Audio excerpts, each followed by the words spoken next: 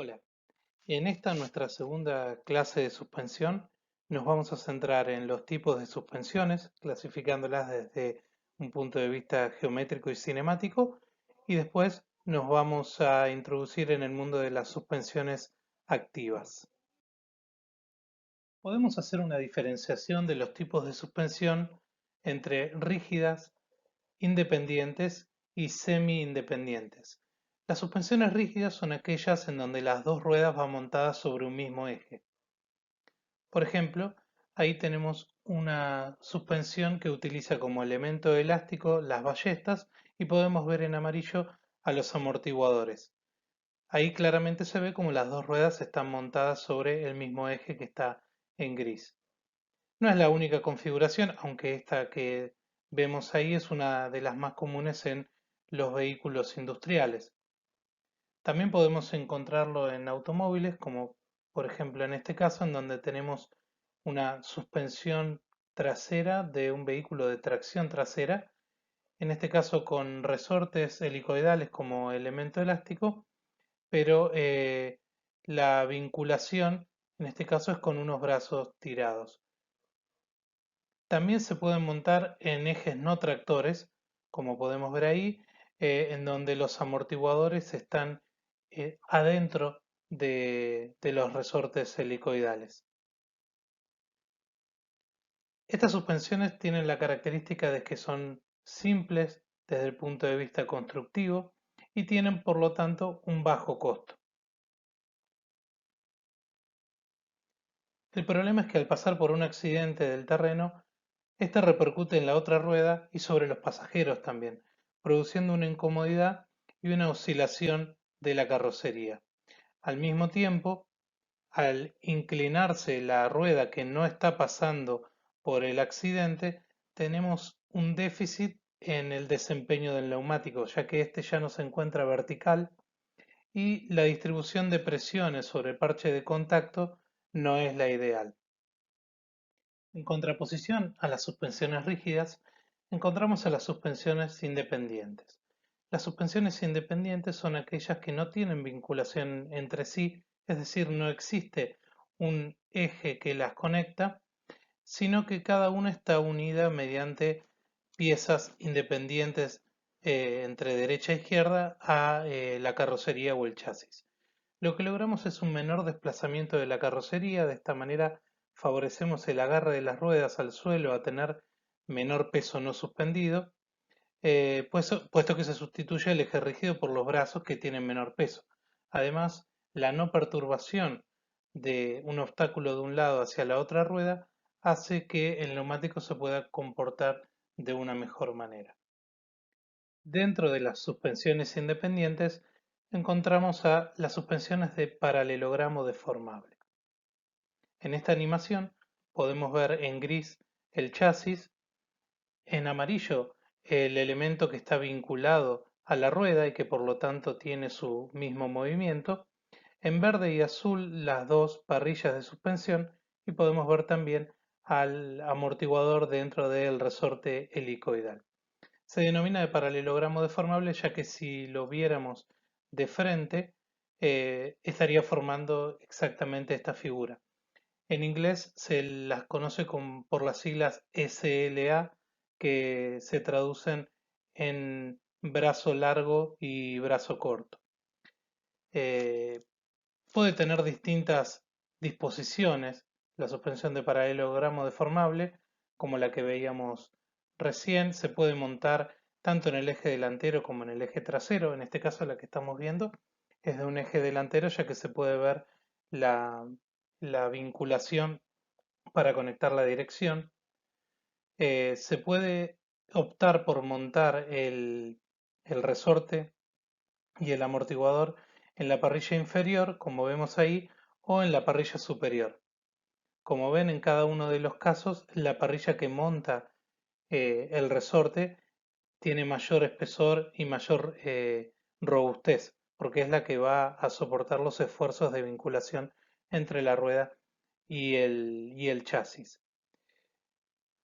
Esta también es para utilizarla en el eje delantero. La diferencia está en que esta segunda va a necesitar una altura mayor y no en todos los vehículos podemos darnos el lujo de tener ese espacio. También se puede utilizar como elemento elástico una barra de torsión, ¿sí? De vuelta, si lo viéramos necesario, de acuerdo a las ventajas o desventajas que trae cada uno de los tipos de elemento elástico. Podríamos encontrarnos con hasta disposiciones extremas como las que eligió Horacio Pagani para el Guaira, en donde podemos ver que está montado el resorte sobre la parrilla superior, pero en una posición completamente distinta a la como estábamos viendo recién, y funciona comprimiéndolo hacia abajo gracias al pivot que realiza la parrilla superior. Como pueden ver, este es el eje delantero del vehículo, ya que podemos observar ahí la, la cremallera de la dirección. Otro tipo de suspensión independiente es la suspensión multibrazo o multilink. En la suspensión anterior, la de paralelogramo deformable, teníamos los dos brazos que son los únicos que en teoría necesitaríamos para permitir el movimiento vertical de la rueda. En este caso tenemos más. Hasta en la imagen que estamos viendo tenemos 5 brazos por cada rueda. La suspensión multibrazo lo que persigue es lograr cambios en la alineación de las ruedas influenciados por la carga dinámica que tiene el vehículo. Por ejemplo, cuando el vehículo sea sometido a una fuerza de frenado, la suspensión se va a deformar de manera tal que las ruedas van a ganar convergencia. Vamos a ver más adelante cuando veamos dirección los parámetros de alineación, pero piensen que la convergencia es algo similar a lo que hace un esquiador con sus esquí, intenta cruzarlos, em, o sea, dejan de estar paralelos para intentar frenar. Justamente este es el objetivo que persigue, que cuando el vehículo está frenando, justamente esa acción dinámica induzca una convergencia que ayude a frenar el vehículo. También sucede que ante un esfuerzo lateral, la suspensión multibrazo está diseñada de manera tal que las ruedas van a tener un pequeño microgiro.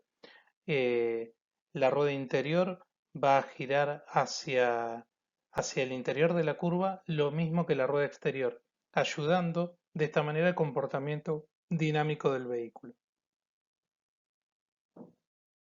Un tercer tipo de suspensión independiente es quizás la más popular para el eje delantero, que es la suspensión McPherson. La suspensión McPherson hereda su nombre del ingeniero Al McPherson, que trabajaba en Estados Unidos para General Motors. Propuso cerca de 1950 una idea para incorporar un sistema que justamente había ideado él y que pretendía ser más simple y más barato, pero no tuvo éxito y terminó viajando a Inglaterra a trabajar en Ford, en donde sí lo pudo implementar y bueno, y su idea se volvió en uno de los sistemas de suspensión más populares de la historia. Consta de solamente una parrilla, ¿sí? Puede llegar a tener algún brazo de refuerzo según su diseño, pero a diferencia del paralelogramo deformable, en este caso tenemos una sola parrilla. El otro, la otra vinculación con el chasis se da en el extremo superior del resorte. En estas suspensiones el amortiguador va siempre por adentro del resorte helicoidal y además de cumplir su función como suspensión y amortiguación, también sirve como eje vertical del giro de las ruedas, ¿sí? El conjunto eh, resorte helicoidal y amortiguador describe un ángulo proporcional al efectuado por el volante.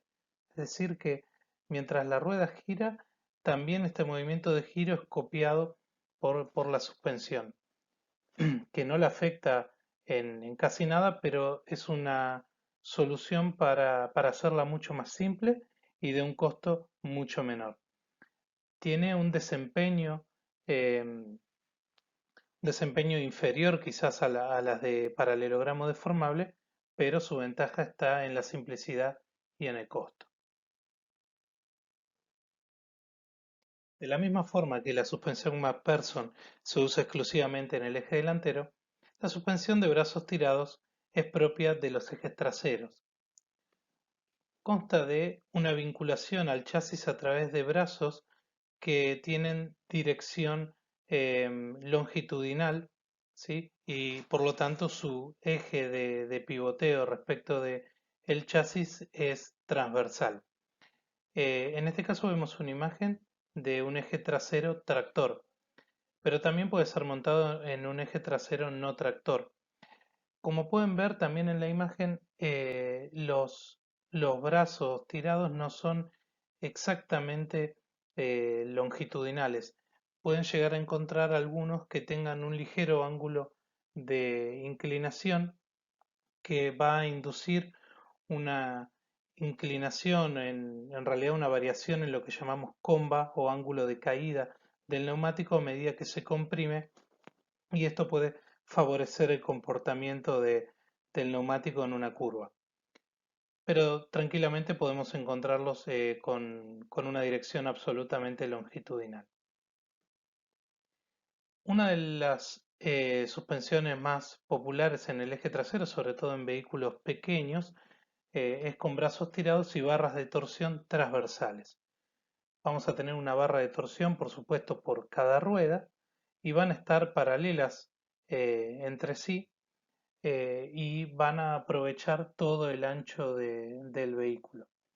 Esta es una solución para poder ocupar poco espacio, y además, como vimos la clase anterior, las barras de torsión me permiten un ajuste de la altura del eje de una manera muy fácil.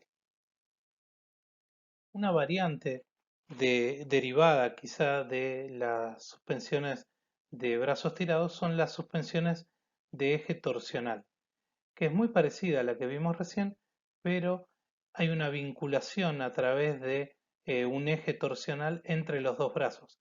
Es decir, la suspensión deja de ser independiente.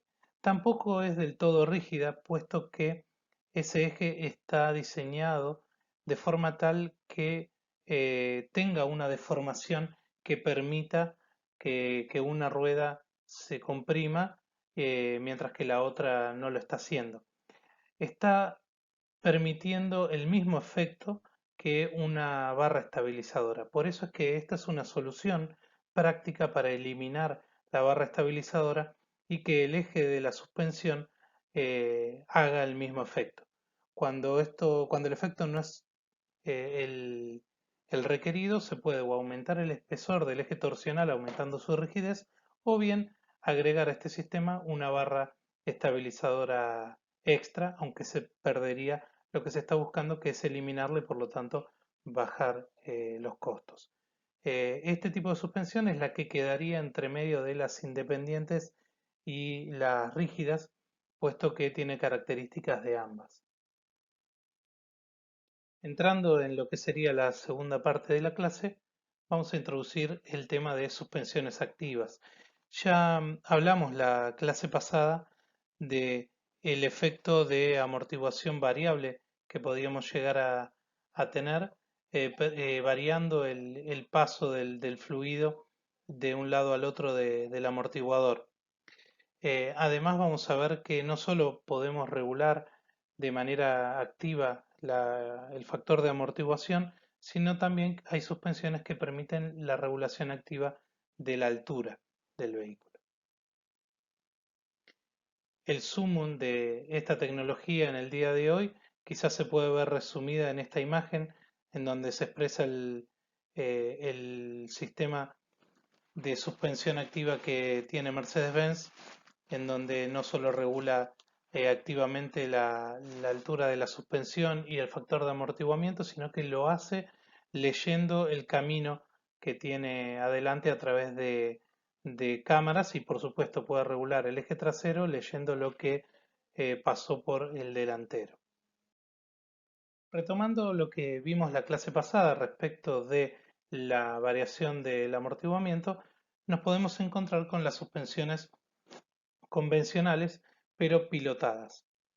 El amortiguador puede cambiar su resistencia al movimiento. Ahí tienen en rojo eh, el factor que vamos a cambiar en nuestra ecuación del movimiento del amortiguador, en donde lo que vamos a estar afectando es no solo la frecuencia natural, sino eh, la velocidad con la que se eh, reducen y se mitigan las oscilaciones de la carrocería. Si yo aumento el factor de amortiguamiento, vamos a tener una suspensión más rígida y si lo reduzco voy a tener una suspensión más blanda. El control se realiza a través de las electroválvulas que poseen los amortiguadores, ¿sí? Además de tener las válvulas que están marcadas ahí en el émbolo como H e I, vamos a tener también otros bypass, como les habíamos dicho, que van a estar controlados por electroválvulas. Cuando estas electroválvulas, por ejemplo, están cerradas, los únicos caminos para que el flujo vaya de un lado al otro son a través de las válvulas que me quedan en el émbolo. En este caso tendríamos la posición más rígida del amortiguador. A medida que voy abriendo las electroválvulas, que voy a tener una para compresión y otra para expansión, puedo hacer que el paso del fluido de un lado al otro sea más fácil, puesto que ahora tengo dos caminos. Y si encima ese bypass se puede regular de manera no discreta, o sea, de manera continua, puedo lograr una amortiguación eh, variable de manera continua y llevándolo a preseteos que estén establecidos previamente, ¿sí? La unidad de control recibe información de ángulo del volante, velocidad de giro del volante, posición del acelerador, del freno, desplazamiento vertical de la carrocería y con toda esa información puede hasta controlar de manera continua la amortiguación. Por ejemplo, a través del ángulo del volante y de la velocidad de giro del volante, y también sabiendo la velocidad, podría detectar de que está tomando una curva y de esa manera podría llegar a aumentar la rigidez del amortiguador. Y cuando el vehículo está en una recta, podría reducirla para aumentar el confort. Al mismo tiempo, si va leyendo el desplazamiento vertical de la carrocería, podríamos darnos cuenta de si estamos yendo por un camino liso o un camino más rugoso. De esta manera podemos adaptar la suspensión y llevarla a un modo un modo óptimo para el tipo de camino por el que estamos transitando. También podemos hacer un cambio manual a través de preseteos. Podemos tener un modo decididamente de confort o pasar a un modo sport cuando sabemos que vamos a hacer una conducción más deportiva. Eso no quiere decir de que el sistema deje de autoajustarse eh, a través de lo que vaya leyendo, ¿sí? Pero son dos mapeos completamente diferentes. No tiene por qué ser necesariamente dos. En este caso, ya que estoy usando un botón, sí va a ser binario el cambio, pero si lo hiciera a través de un menú con una computadora a bordo, podría tener muchas configuraciones. Por lo general, no se le va a pedir al conductor el, el valor de la variable del amortiguador, sino que se lo va a ir haciendo elegir entre distintos niveles de seteo. Muchas veces ni siquiera se elige el seteo de la amortiguación, ya que como tenemos muchos sistemas activos en el vehículo, se pasa por distintos modos que van modificando no solo la suspensión, en este caso trabajando sobre los amortiguadores, sino que se puede trabajar hasta sobre el mapeo del motor, de la caja de velocidades automática y de otros elementos más, por ejemplo, aerodinámica activa, formando entonces un paquete de configuraciones que están destinadas a un tipo de conducción o de situación. Otro tipo de suspensión activa es la autonivelada pilotada electrónicamente. Solo es utilizada en el eje trasero y consigue el aumento de altura introduciendo aceite en los amortiguadores traseros. Igual que en el sistema anterior, también va a controlar el ajuste de los amortiguadores con electroválvulas. Este tipo de suspensión viene a solucionar el problema de la variación de altura del eje trasero cuando lo cargamos, ¿sí? O cuando, por ejemplo, le colocamos un tráiler y eso provoca una gran carga sobre el eje trasero. De la misma manera que también soluciona el problema del cabeceo durante una frenada. De esta manera, regulando activamente la altura del eje trasero, podemos mantener al vehículo viéndolo de perfil en una posición completamente horizontal sin importar la situación. La evolución que tuvo este sistema fue, como bien dice ahí la diapositiva, incorporar una válvula de modulación que al mismo tiempo regule el factor de amortiguamiento, ¿sí? Como vimos en la diapositiva anterior. Este sistema va a incorporar, eh, además de la válvula de modulación, todo un sistema hidráulico para poder variar la altura de la suspensión. Va a tener un depósito, una bomba, un resonador para reducir el ruido de las pulsaciones hidráulicas, el módulo de regulador de altura y vamos a tener para cada rueda un acumulador. Estos acumuladores tienen esta forma, ¿sí? Es una bocha que adentro tiene un diafragma que divide la parte inferior en donde hay fluido hidráulico y la parte superior en donde tenemos gas. En este caso va a ser nitrógeno, ¿sí? A medida que yo le introduzco fluido hidráulico, aceite, el volumen del nitrógeno se va a reducir, aumentando de esta manera la presión en el sistema hidráulico. De esta manera, introduciendo aceite, puedo controlar la altura de la suspensión. En la clase anterior habíamos conversado sobre las suspensiones neumáticas que utilizaban como elemento elástico al aire, ¿sí?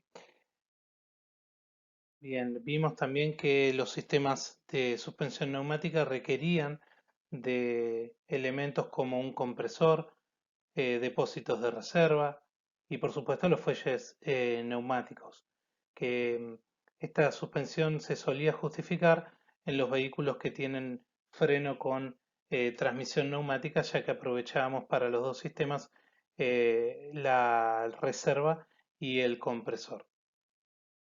Una gran ventaja de la suspensión neumática es la posibilidad de regular la altura. Por ejemplo, si incorporo la suspensión neumática en un vehículo, voy a poder tener funciones como bajar el nivel de la carrocería para facilitar la carga y descarga del baúl, ¿sí? Eso por supuesto voy a tener que tener cuidado de que las puertas estén cerradas para que no haya un aprisionamiento cuando estoy bajando la altura de la carrocería. Voy a poder a altas velocidades disminuir la altura para mejorar la aerodinámica. Esto, por lo general, los vehículos que tienen suspensión neumática lo hacen de manera automática. Cuando yo dejo el sistema en modo automático, a medida que voy aumentando la velocidad, y además el sistema lee que estoy yendo por un camino relativamente liso y sin pozos, va a poder disminuir la altura para, como les decía, mejorar el coeficiente aerodinámico. También lo puedo poner en un modo off-road, en donde se va a elevar la altura para, para proteger la parte baja del vehículo y poder superar obstáculos.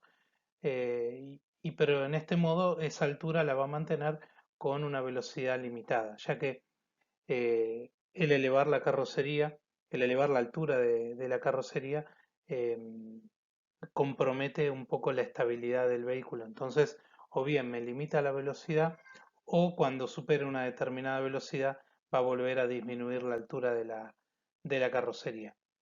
No solo puedo hacerla que trabaje de manera automática, sino que también me puede ofrecer la posibilidad de variar la altura de manera manual. Si el modo off-road no alcanzara, en algunos vehículos hasta puedo llevarla a una altura máxima para poder superar un obstáculo extremo, limitando también la velocidad a la que esto sucede aún más.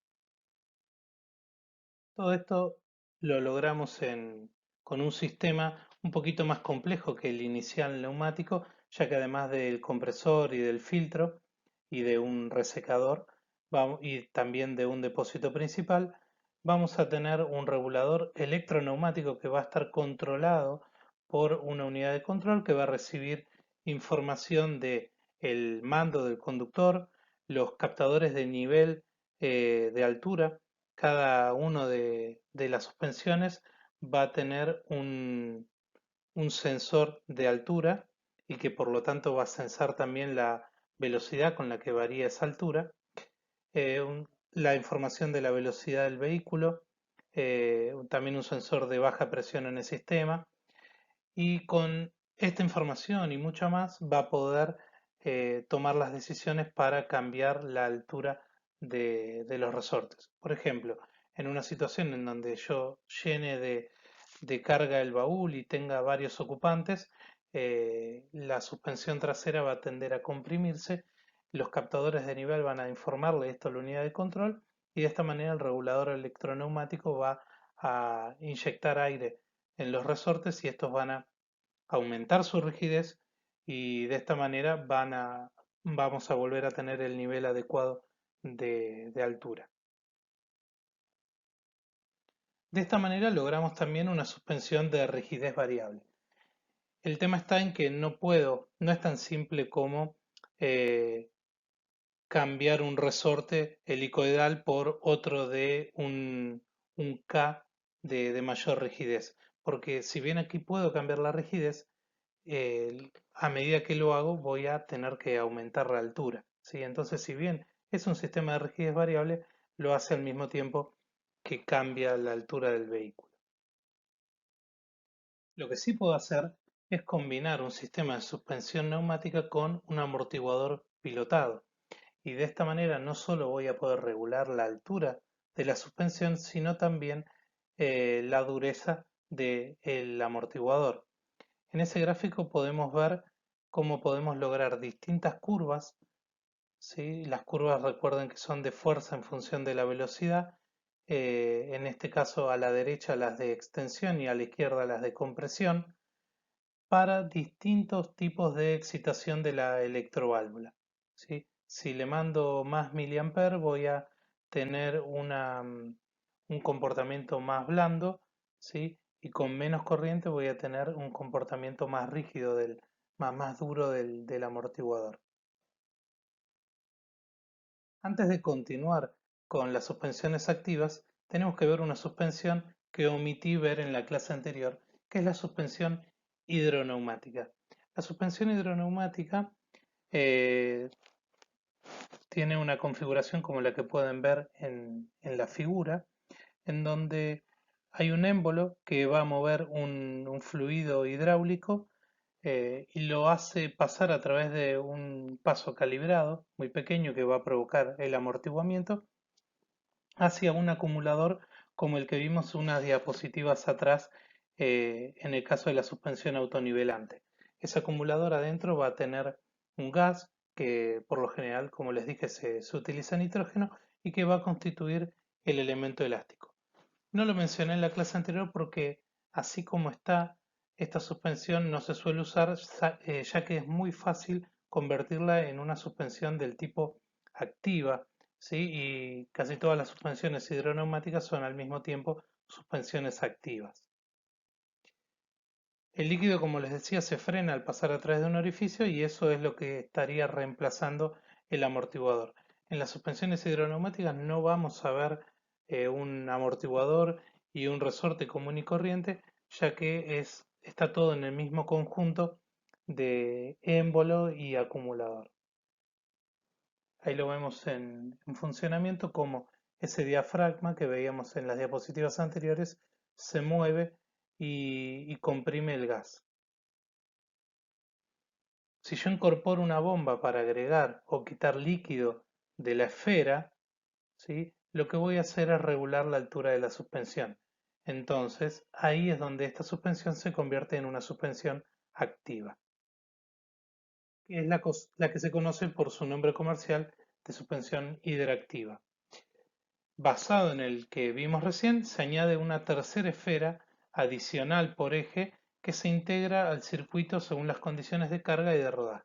Veámoslo con un esquema. Ahí tenemos el sistema para la rueda derecha, para la izquierda, y como ven están conectadas la rueda derecha e izquierda, y en el medio tenemos una esfera adicional. Cuando trabajo en modo elástico, voy a trabajar de la forma en la que lo vemos ahí. Cuando las dos ruedas pasan, supónganse, por una loma de burro y se comprimen, van a tener que comprimir el gas que se encuentra en las tres esferas, ¿sí? De esta manera, como tengo más volumen de gas para comprimir, la compresión es más repartida y la suspensión es más flexible. También lo que puedo llegar a hacer es bloquear la tercera esfera, la del medio, mediante una electroválvula, y de esta forma tengo el modo rígido. ¿Por qué modo rígido? Porque ahora solamente tengo un volumen que es el de las esferas individuales, el de cada una de las ruedas, y la suspensión se vuelve más rígida porque el volumen de gas se reduce, ¿sí? De esta manera estoy cambiando la rigidez de la suspensión, sin necesariamente, como en la suspensión neumática, variando la altura. Aquí tengo un problema agregando esta tercera esfera, sobre todo en el modo elástico, ya que están comunicadas entre sí la rueda derecha e izquierda, y en el caso de una curva, esto va a favorecer mucho el rolido. ¿A qué voy? A que en una curva una tiende a comprimirse y la otra a expandirse. Entonces, en vez de el fluido tratar de ingresar al acumulador en la rueda que se estaría comprimiendo, directamente se va a ir a la rueda que se está expandiendo, favoreciendo mucho el rolido. Entonces tengo que tomar acción desde el punto de vista de diseño para evitar el rolido. La forma en la que lo puedo hacer es obstruyendo o, digamos, sí, poniendo un obstáculo para el flujo de una rueda hacia la otra. Si le pongo esos obturadores que están ahí en el medio, lo que voy a poder, esos obturadores van a trabajar de la misma forma que los amortiguadores de cada una de las ruedas. Cuanto más los cierre, mayor va a ser el efecto de amortiguamiento antirrolido, ¿sí? Y de esa forma puedo tener, por ejemplo, como ven ahí, un antibalanceo elástico, en donde al pasar por un bache una sola de las ruedas, el líquido del elemento comprimido puede pasar al elemento en expansión de manera progresiva y suave.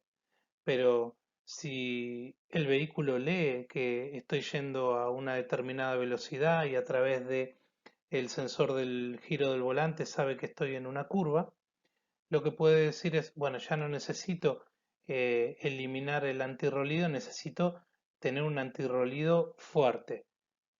Y de esa forma lo que voy a hacer es obstruir completamente el flujo de líquido entre la rueda exterior y la interior, y de esta manera quedan incomunicadas entre sí.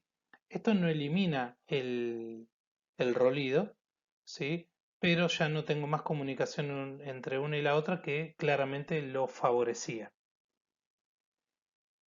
Como les decía, quizá necesite además de un sistema antirrolido, a pesar de que estén bloqueadas la comunicación entre la rueda exterior y la interior. Pero imagínense que cuando tengo el antibalanceo elástico, cuánto más confortable puede ser pasar por un bache con solamente un lado del auto, respecto a un vehículo que monta una barra estabilizadora convencional.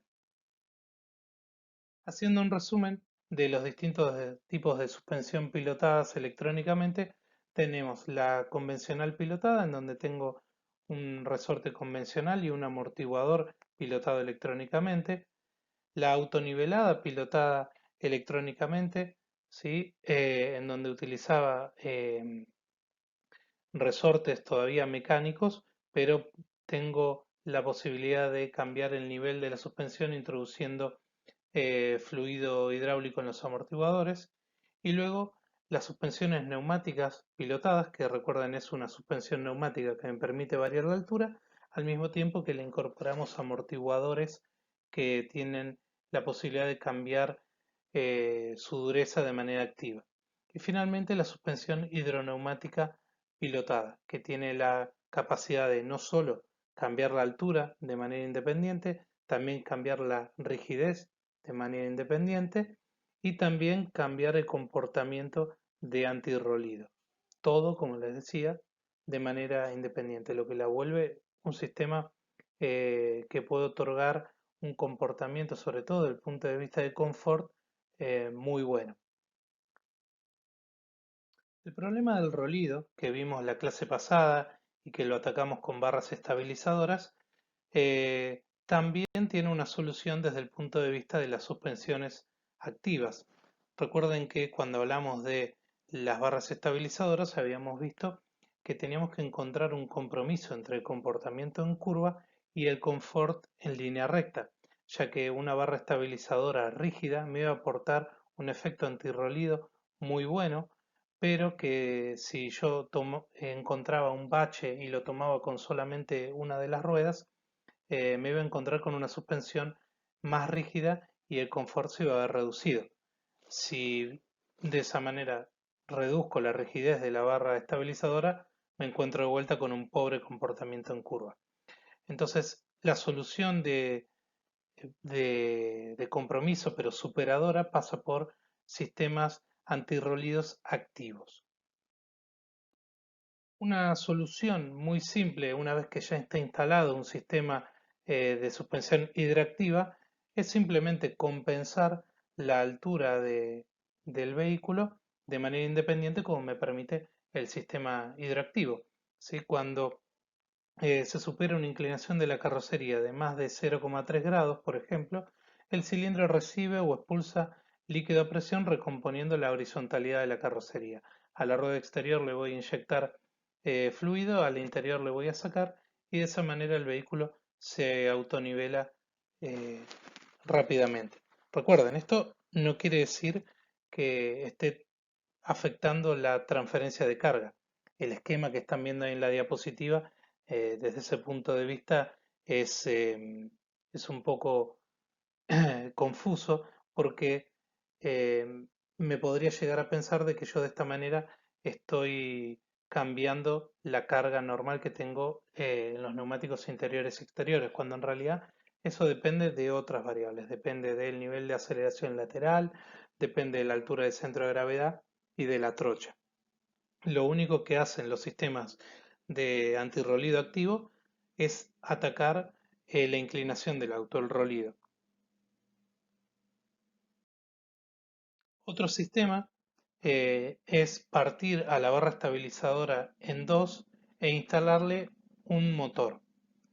En este caso, el sistema que tenemos montado ahí es un motor hidráulico, entonces voy a necesitar de todos los componentes que tiene un sistema hidráulico, bomba, resonador, como ven, el vaso de expansión y demás. Y lo que voy a hacer es atar, unir una semi barra estabilizadora, porque la partí en dos, a el rotor del motor y la otra al estator. ¿Cómo funciona? Bueno, cuando voy en línea recta, este motor hidráulico permite el giro sin aportar ningún tipo de torque. Así que si una de las ruedas agarra un bache y la otra no, el rotor puede girar libremente respecto del estator y de esa manera es como si no tuviera barra estabilizadora. Cuando el vehículo toma una curva y el vehículo se puede dar cuenta de esto, ya que tiene sensores de posición del volante y de velocidad del auto, ya con eso alcanza para saber que estoy en una curva y la intensidad de la misma, puede ahí sí aplicarle un torque entre rotor y estator y por lo tanto un torque a la barra estabilizadora entre el lado interior y exterior y que de esta manera la barra trabaje como una barra estabilizadora normal. Es decir, que la puedo hacer aparecer o desaparecer a conveniencia y de acuerdo al nivel de torque que le dé al motor hidráulico también regular la rigidez de la misma. Últimamente este sistema hidráulico está en desuso y los vehículos que incorporan barras estabilizadoras activas em, lo hacen a través de un motor eléctrico. ¿Sí? El sistema eléctrico trae los mismos beneficios que vamos a ver en la asistencia a la dirección. Por lo general se han vuelto más compactos, tienen una facilidad de control mucho mayor y son más confiables y además ocupan menos espacio y son más livianos. El problema que tienen para esta aplicación es que necesitan de una potencia interesante que suele requerir de un sistema de 48 volts. ¿Sí? Un ejemplo de esto lo tienen en el Audi RS Q7, en donde incorpora un sistema de 48 volts, pero que además lo utiliza para otras funciones.